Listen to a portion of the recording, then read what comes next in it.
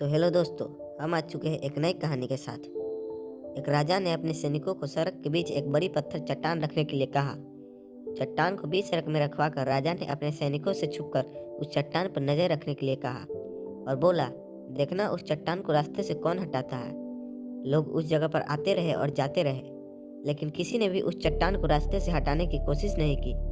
उस चट्टान के पास से लोगों को गुजरने वालों में राजा के कुछ करीबी लोग और शहर के बड़े व्यापारी भी शामिल थे, और उनमें से कुछ लोग तो राजा को ही कोसने लगते कि क्या राजा इस चट्टान को भी रास्ते से नहीं हटवा सकता।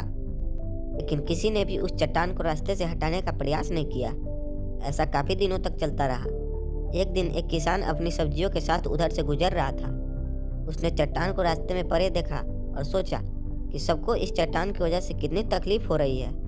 उसने अपनी मजबूत लाठी से उस चट्टान को एक तरफ धकेलने की कोशिश शुरू कर दी।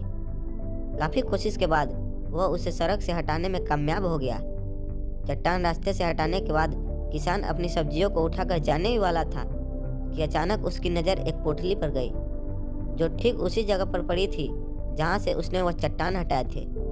उसने उस पोटली को खोलकर देखा तो उसमें सोने के कई सिक्के थे, और उन सिक्कों के साथ राजा का एक संदेश भी था, जिसमें लिखा था कि ये सोने के सिक्के उनके लिए हैं जो इस चट्टान को रास्ते से हटाएगा।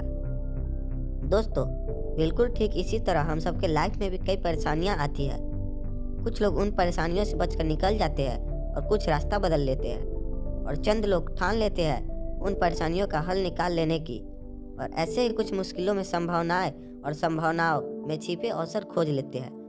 मजबूत इरादे और नेक दिल के साथ किए गए कोशिशों के परिणाम हमेशा ही अच्छे आते हैं। इसीलिए जीवन में परेशानियों से घबराओ मत, बल्कि उन परेशानियों को हल करने की कोशिश करते हुए जीवन सफर में आगे बढ़ते रहो। तो कैसी लगी आपको यह कहानी, हमें कमेंट करके जरूर बताएं, और ऐसे ही मज़ेदार कहानियों के लिए हमारे YouTube चैनल को सब्सक्राइब करें। धन्यवाद।